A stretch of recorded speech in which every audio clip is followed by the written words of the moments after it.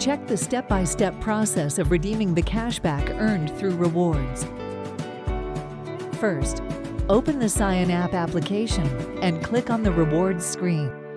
Verify your eligibility by checking that your rewards screen shows a total of rupees 150 or more. Redemption is only possible once this process is reached. Once you've confirmed your eligibility, proceed to redeem your cashback.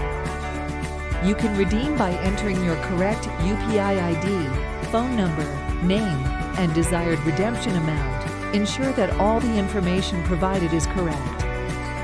By submitting your details for redemption, you have successfully completed your redemption process, and your request will be processed within 3 to 4 business days. Following these simple steps will enable you to successfully redeem your cashback and enjoy the benefits of your rewards program.